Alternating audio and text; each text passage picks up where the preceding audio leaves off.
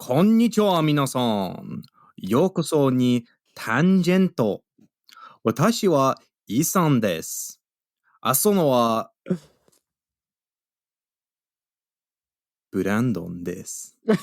And then you've got I to say don't your know name. Japanese, bro. Welcome to Tangent. Welcome to Tangent. If you never listened to this show before, then what are you doing, baby? It's premium ear food. We take a random word or phrase and we discuss said word or phrase and we see what tangents we go on. Wow. If you want to send in a suggestion, please do, because we're running pretty low at this point. But you send it in to our email either at tangentpodcastideas@gmail.com or you visit the Instagram at going_honor_tangent. Yeah, the email, the Instagram would definitely be this is the easiest place to go. Just Yes. the Instagram. But Yes. yeah. Yes, you don't have to put any sign-offs or anything, but yeah, just know we appreciate when people send stuff in. So thank you to everybody who has. Do it. Yeah, do it. Don't even think about now. it. Just do it. Do it Anyway, right now. Oh. Anyway, Brandon, how you doing? I'm all right. How you doing, buddy? Yeah, I'm doing pretty good, actually. I'm doing pretty good. Oh, well, shit, hang on. You just asked me first for like one of the first times ever. Oh, yeah. Look at you. Yeah. Look at you. Growing as a person. Oh, thank you. Thank you. Anyway, though. What have you been up to? Other than me and you. So, first of all, this episode is a week late. Sorry, everybody, for that. We did not get around to recording an episode last week, so you're getting your episode this week. However, good news, episode 10 comes out next week. So look at that. It's almost like a double bill. It's a special. It's a holiday special. It's a end of summer special. Because we were down with one of our good friends in Brighton recording an episode of Tangent. I was going to say, don't spoil it, because that's the next episode. Oh, yeah. Well, I wasn't going to spoil anything. Fucking just saying that that's one of the things we've been doing is we've been on the road a little bit. Yeah, but on the road again. What else have you been up to, Brandon? What else have I been up to? There's a good question.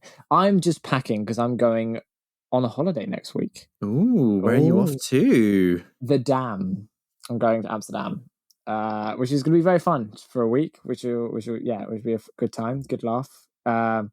Going away with the girlfriend, as you do. Why am I not surprised? I mean, it would be weirder if I was just going by myself, I think. If I was like, fuck everyone, I'm going to Amsterdam for a week. Yeah. But yeah, no, so I've been packing. Got a new TV, which is nice. Oh, very nice. Like that. Big old 4K TV. Ooh. Yeah. You money bags. Don't worry. No, don't worry. Second hand, bought it for 40 quid. You know what I mean? Spent a bargain, me. 4K TV for 40 quid, even if it's second hand, that's pretty good. I'd be pretty happy with that. 5 years old, but yeah, it's pretty smart TV as well. You know what I mean? Ooh. Anyway, but what have you been up to? Well, I've been up to a decent amount. I've been out and about myself. Me and our mutual friend Eli went over. We did a 2-hour trek out to a place called Barton in the Beans in the Midlands.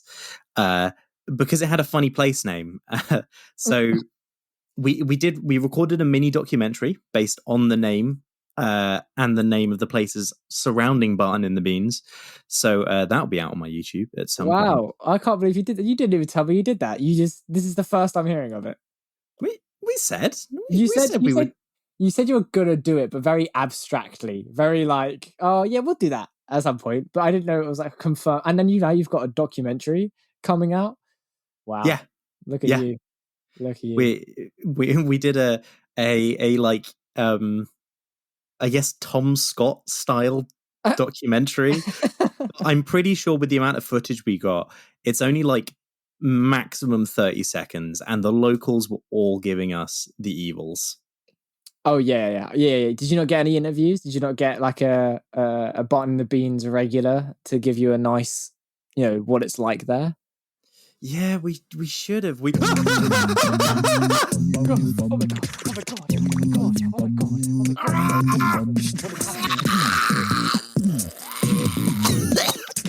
god. my throat. I probably shouldn't do that. People might No, feel sick. this is gross actually. So we just wait. Everyone shut up. Ding. Dong. Oh, it's the prompt. See what I did Prompt. there? See what I did? Yeah. I preempted the ding for you. I'm gonna edit the ding so it comes just after when you go, see that? Ding. Fuck, fine. Well. Our prompt is, I did a little bit of foreshadowing at the start of this episode. You did. Because our prompt is Japanese game shows. You never said it. I was going to. Well, I was creating anticipation. You too long a pause. It wasn't anticipation. It was just Nihon no game show.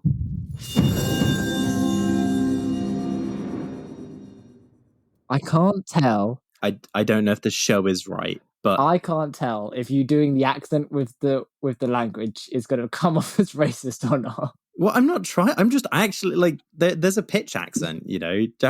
Japanese. Okay. So for context, I used to learn Japanese, and part of learning Japanese is learning the accent because actually there is a semi-dedicated way of saying words.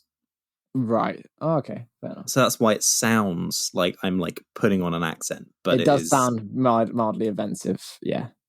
I'm. All right, okay. Where's the list at? So we've lost everyone from Japan. We've lost all the Nicaraguans. Anybody who's infertile. The cavemen. Yeah, cavemen's a big one. I was sad when they went. In all fairness, we lost someone in episode 1 as well, but I don't know who it was. The one guy who lives in Nigeria, is it? Who lived across from that bank in episode 2? Yeah. We just doxed this random. Anyway, Japanese game shows. Brandon, what do you know about Japanese game shows? I know very little. I know Takeshi's Castle, if that can even be considered a Japanese game show. Yeah. Well, yeah, I know it is, but like I know that it's very. We have British commentators over here, but and I know about the Japanese prank shows that come up on like YouTube all the time, but otherwise, that's kind of it. I mean, Takeshi's Castle, fun fact about Takeshi's Castle, I was watching a video on it the other day with my sister. This comes from my sister, once again, a Boff Bogo. Thank you very much. And we were watching a video on... it was about the fact that actually there's a misnomer. So, Brandon, do you know how many people ever won Takeshi's Castle? No, not a lot. Like only like 2 or 3, right? Well, that's the thing is most people think it was only like 2 or 3, and going the dedicated, actually getting to the end and beating Takeshi himself, who was actually a Japanese comedian. Hence why it's called Takeshi's Castle, and hence why it's wacky. It's just wacky. If you haven't watched Takeshi's Castle, then how? But also go watch it. Yeah, 100% you should watch it. Even if like Joy is the perfect in the background if you're doing something else and you want something funny on TV. Takeshi's Castle. Yeah, because it's just the level at which they go, you know, because like I guess over here we've had like Total Wipeout and stuff, which to be fair I found hilarious. I still find it very funny. Like there is something that will never not be funny about people trying their hardest at a physical challenge and just utterly failing and almost getting hurt. It's something just so funny about that. And maybe I'm a horrible person, but I just think it's very, very funny. No, I think it's very funny. My dad actually applied to be on Total Wipeout UK, and he never got in, which was really sad. But that sad. He did apply. But that whole concept of like, you know, trying to do physical challenges and failing miserably. I went and with some of my family on my mum's side, we did the Tough Mudder back in, I think it was like 2017. I was like 17 at the time. That was a lot of fun. But at the same time, it was like I was not equipped to do half of the stuff there. What do you mean by you didn't have the facilities for them? What did you mean by you weren't equipped?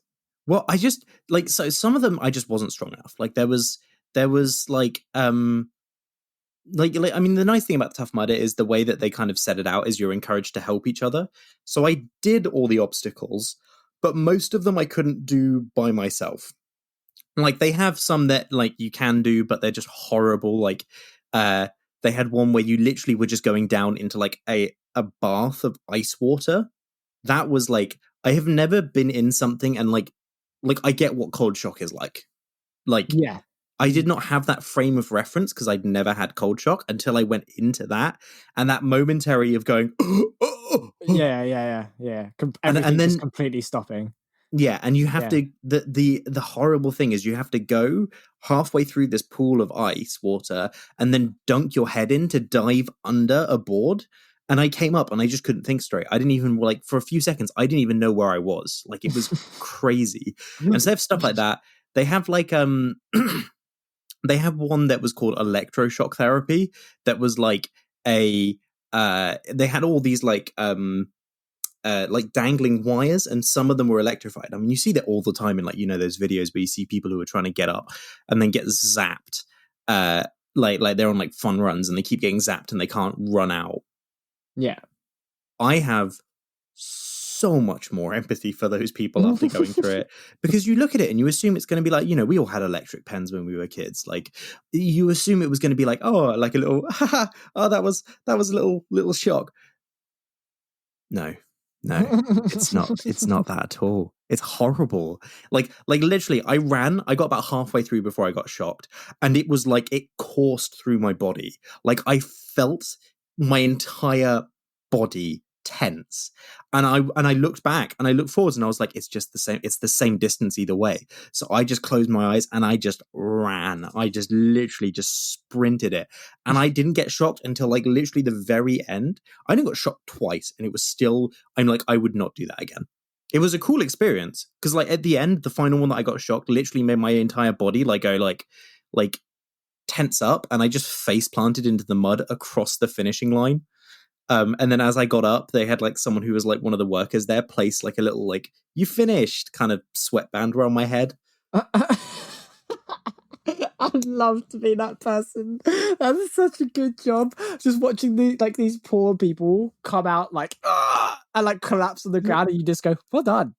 Yeah, well, it was quite funny because it was surprising how set up it was in terms of like for people to spectate. Because obviously, like we had my grandparents, my mum's mum and dad, came and watched. And they literally had for like the kind of a couple of like the biggest obstacles, they had commentators there who were literally commentating what was happening for the people, and they'd move around because like we all started in one big group and then we'd move, and so the commentator would move around with us. That sounds cool. That reminds me a lot of those you've seen on TikTok or on like YouTube or whatever. The guys who sit at like the first tee of a golf course and they just like basically roast the people that are like about to play. I have not seen that. It's really funny. Like I remember the one that really sticks out with me is like as this guy goes up to hit the ball, they go, "Oh, this is a man who's perfected the art of cheating on his wife." And yeah, it's just like they've done one with Donald Trump. They roasted Donald Trump. No The most way. recent one I saw. Yeah, he weren't too funny. But yeah, it was. Yeah, no. You Oh, should watch it. That's funny. that's so Yeah. funny. I mean, that was similar to the commentations you were getting. I remember the group before us all went and like held hands as they ran through, and the commentator was just like, "Yeah, no, you can't share the comment like that. Like, it's still going to hurt all of you. In fact, more." Yeah, whose idea was it?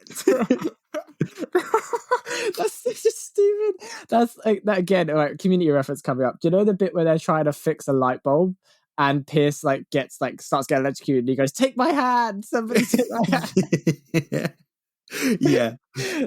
That's just one person who knew it would hurt everyone going, "Guys, trust me, I've got a way through this." It's like, have you seen, I don't know if you've seen this on YouTube, there's a video of like a whole bunch of people who are, they're like, it's like a science class. and they were all lined up along like all the tables, like all these students sitting on the tables. One of them at one end is holding like a Van de Graaff generator, and then at the other side, like the teacher's like, okay, now you just have to give that person on the end of the line a fist bump, and he does, and immediately they all just like scream in unison. See, again, as the teacher, you just be having so much fun doing that. It's like, this isn't going to kill anyone. I'm definitely going to get fired if one of the parents find out, but I'm going to teach you kids some science. Yeah, exactly. But that's the thing, is it's like, I feel like, sometimes it's good to go through those really uncomfortable situations. Like, I would not go through what I went through on Tough Mudder in terms of like, I would do the Tough Mudder again, but I'm not doing the electricity one. But as an experience, it was a really cool experience, if that makes sense. Yes. Yeah, absolutely. Absolutely. There's no, completely. There's definitely always those things that you go, I'll try it once, and then you fucking hate it, but you're really glad you did it. You know what I mean? So yeah, 100%. That makes perfect sense. I mean, I would probably do that, but I think I'd have to do it for a reason. There'd never be a point where I'd be like, I'm going to just do this. I'd need to, like, if it's like for charity or somebody signed me up to do it, then maybe. But like, there's no way I'd have the reason to do it myself. Sounds like I gotta sign you up to the Tough Mudder. It sounds like if you do, I'll run away to Switzerland. To Switzerland? They don't have Tough Mudders. They have mountains. I feel like that would probably be the best place to have a Tough Mudder. I think it's the most dangerous place to have a Tough Mudder.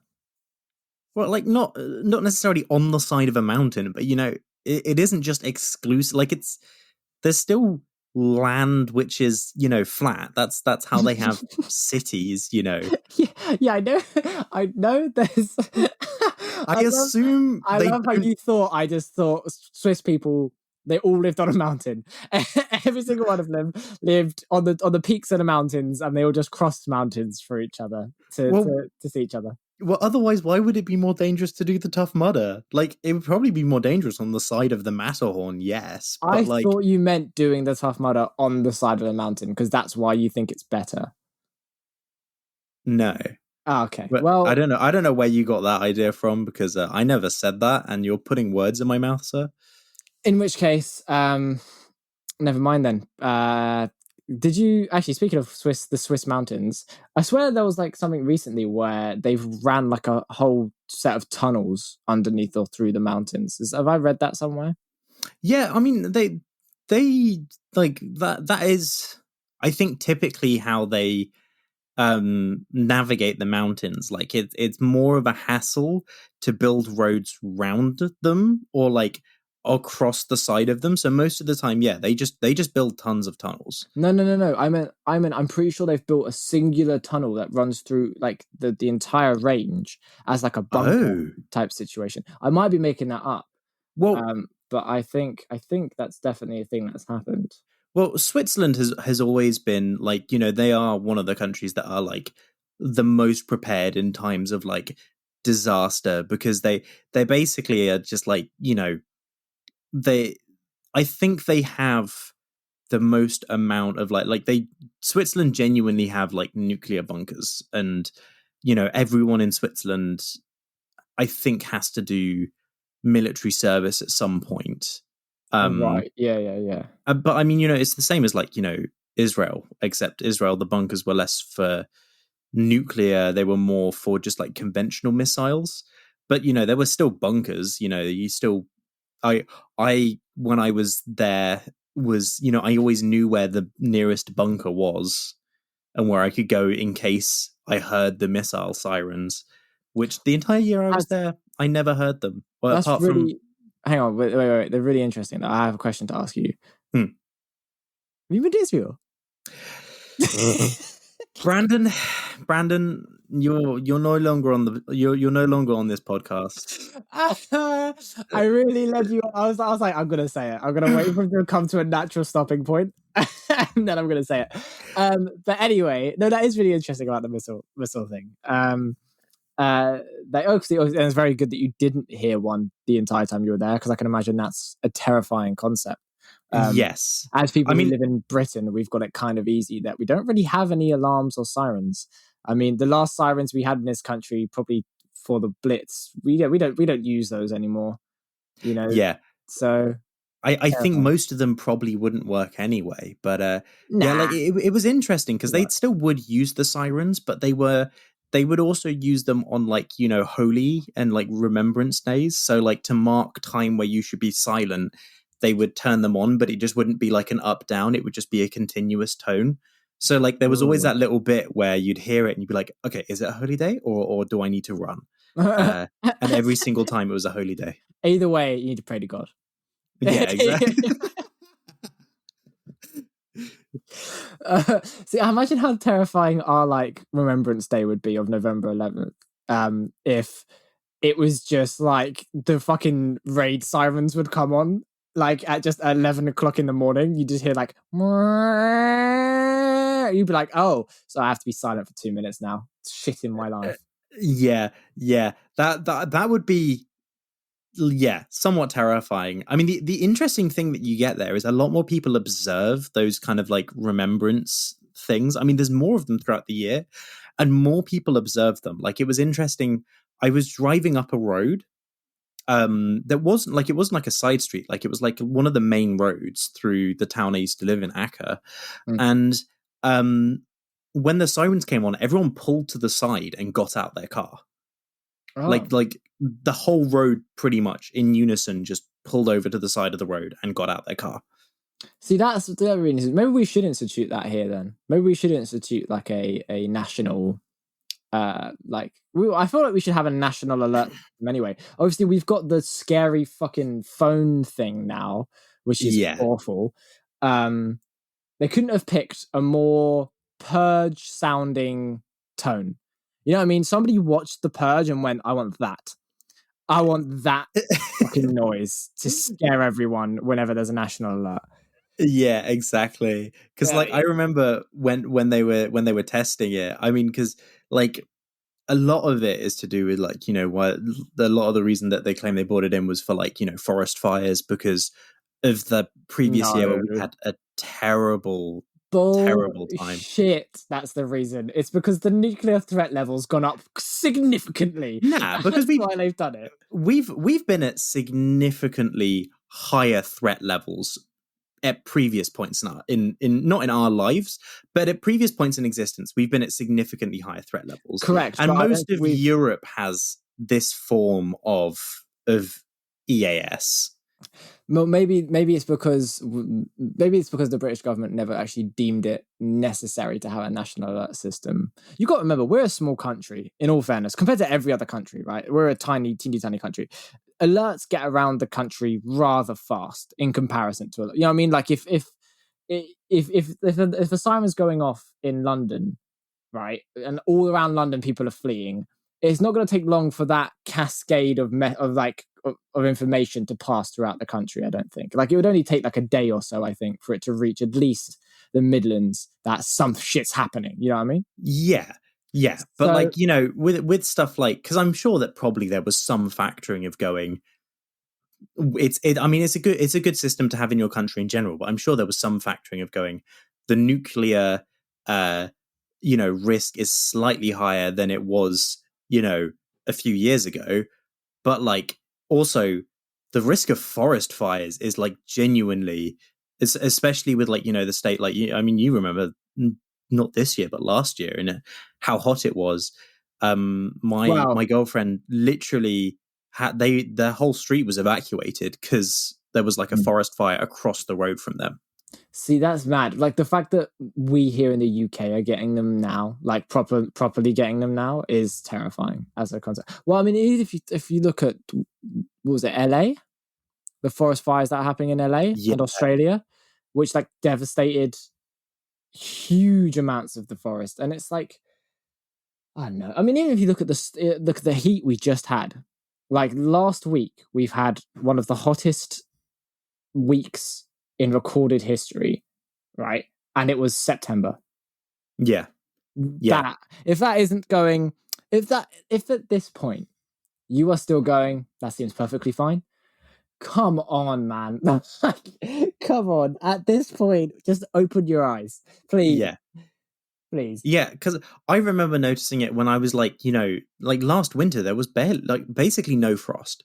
Mhm. And even a few years ago when I was like 16, which, in the grand scheme of things, isn't that long ago. It's not that That's long less ago, than but 10 years ago. Mm. There was always frost like almost every day. And then the past couple of winters, it's been so like it's not been warm, but like it's been it's not been cold enough to create frost, which is really that's not normal, even No. that level. And because the thing we'll get in the UK is it'll get hotter and hotter until the jet stream moves, and then basically we freeze. Like it's at Yeah. that point the climate shifts to being more of an Arctic climate. Yeah. Yeah. Well, but here's the thing: the jet stream moving, and this is where people get the argument from. It's like the Earth naturally goes through transitions of weather and temperature and stuff. It's not so much the fact that it will happen. Everyone is fully aware of the changes that happen on Earth. I think what it is mainly is the speed in which it's happening, so Yeah. nothing has time to acclimatize. It's like, oh, you're going to have 40-degree weather, and then you're going to have a storm, and then you're going to have possibly sub-zero temperature, all within the space of the same month. It's like, huh? Yeah. How is any animal supposed to get on any sort of cycle when there's shit like that? So, or even just like the level of like natural disasters that we have, like a lot of that is spurred on by how quickly the weather changes. Like the floods in Germany were spurred on by the fact that they'd had such high temperatures which dried out the ground so that it couldn't absorb any moisture, and yeah, then they had record levels of rain. yeah, Like if it was just record levels of rain, it would not have been like yeah, as much of a devastating thing, but it was the fact that those two in combination, and that's the big thing that you get with like the speed at which it's changing. Because the world fluctuates between ice age and not ice age, and technically for as long as the polar caps are on the Earth, we are in an ice age. And of actually sorts, eventually of the sorts. world, like they go, but they Yeah. come back because that's the cycle. But that happens over thousands of years. Well, Earth's over hundreds of thousands of years, and also the way the cycles work is like, so the way the ice caps are meant to work, right, is that as long as they're there, they keep reflecting heat and light away, meaning that they stay cold, meaning that they get like bigger, or they maintain themselves to keep doing that. And over the last, we've been in this era of transition from like the last ice age to this current era, but we should still be having the ice caps. If we weren't affecting them, we would still have the ice caps for at least another 1,000 years. Yeah, yeah. But They because they would of they how, would be yeah, yeah, they'd be what, there should be 70% the size. They should be 70% bigger than they are now, yeah, yeah, which is nuts. And yeah, so yes, but because of these cycles, obviously when the ice caps eventually go, the speed at which the whole planet will heat up is nuts. So also mm, because water retains heat. yeah, So like as soon as there's no reflective material on the Earth, we are suddenly going to enter a tropic age, much like that of like the dinosaurs. Well, I mean, if you think about if you are learned in ancient history and geographies, which I don't think many people are, but the Triassic era, the first era of the dinosaurs, which I'm going back millions of years now, but it's like 406 million years ago. is that where the Stenonychosaurus was? No, that's right now. But no, Checkmate, Obama. checkmate, Obama. But it was all desert, basically, is what I was about to say, and like it was all desert apart from ferns. And then it slowly transitioned into tropics and huge fauna and huge flora, and then it just got bigger and blah, blah, blah, right? So basically, but it had to do that over millions of years and thousands of years. It's the speed at which everything is changing, and I think humans are really good at surviving a lot of shit. I think we are not going to survive an extreme climate swing. I have hope that we will, and I think that we are insanely good at surviving even very, very improbable circumstances. But anyway, though, we aren't climate scientists. We aren't. We are. Our evidence is, coming from partly our own opinions and also other things. But correct. Bring it back before we end this episode. I would definitely say, if we've said anything wrong in this podcast or anything that, first off, if you've said anything you disagree with, go fuck yourself. No, if you said anything you disagree with, sorry. Let us know on Instagram. Shout at us. Don't do that. No, don't do that. Don't do that. Just accept that people have different opinions. Also, if we said anything wrong, actually educate us. If we've said anything that's like genuinely incorrect, or like I've made something up, or Ethan has just gone on and on about Israel like he does, but it's fine. Just let us know that on Instagram. On Instagram. If there's a platform where you can leave comments on wherever you're listening to this, please put corrections, because we will listen. We're very much not experts on this subject. And if those things, if there are corrections there, then that means, there's a chance that if anybody's picking up wrong information from us, then they can be corrected as well. Exactly. But anyway, bringing it back onto happier subjects. Have you ever seen the Japanese game show Is It Candy or Not? I haven't. It's crazy. So, Japanese game shows, the thing about them is they all seem like somebody just had an idea and went, yeah, fuck it. Let's do it. I saw one where literally it was a quiz show where you have one person who has who's wearing spandex, and there's a hole cut out for their arse, and basically whenever there's a person then strapped in a chair, and whenever they get a question wrong, the other person's arse is moved closer to that guy's face. What the fuck? It's a real thing.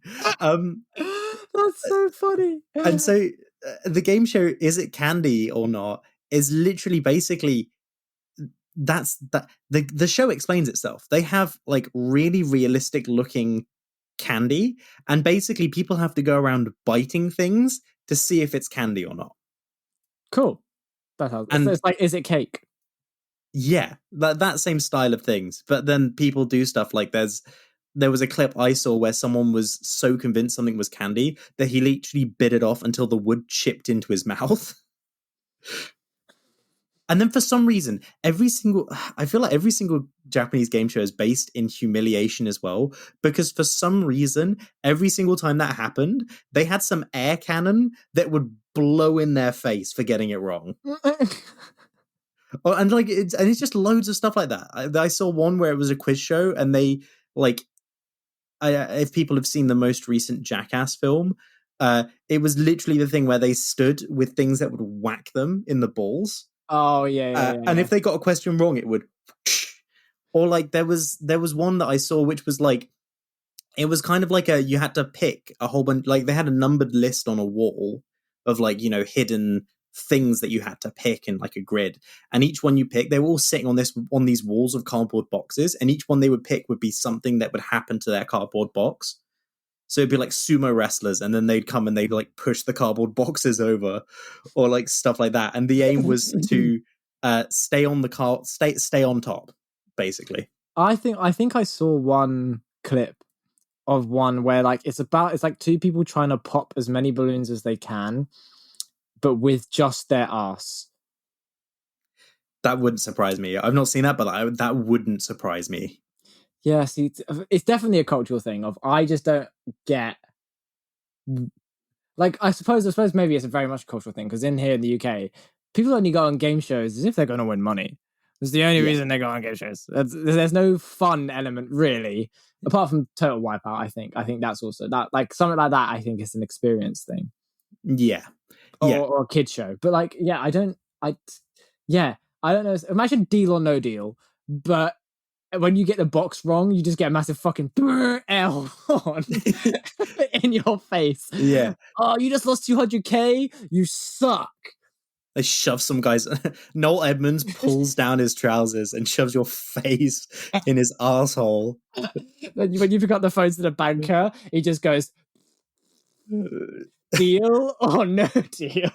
They have like an air horn in the phone, so you put it up to your ear and it just deafens you. Just makes your ears bleed. That's so funny. When you enter the 1p club, Noel Edmonds just chucks a penny at you. Yeah. So here, take it. Yeah. Anyway, though, have you enjoyed this conversation about Japanese game shows? Yeah, no, I have. Yeah, yeah, I have. It's actually it's been very interesting, very insightful, very educational, and also very silly, which is everything this show should be. Yes. So yeah, stay tuned. You will have an episode in a week's time. So lucky you guys. It's a special, not so special guest episode, in case you didn't realize that already from Ethan's spoiler earlier. Yes, and it was recorded before we recorded this one. So time travel. Yeah, you're seeing back in time. But anyway, though, as always, you can send your suggestions to tangentpodcastideas@gmail.com or visit us on Instagram at going_honor_tangent. We very much appreciate your comments. But until next time, as always, I'm a Stinky Earth. And I'm Elon Musk. We'll see you next time. Bye.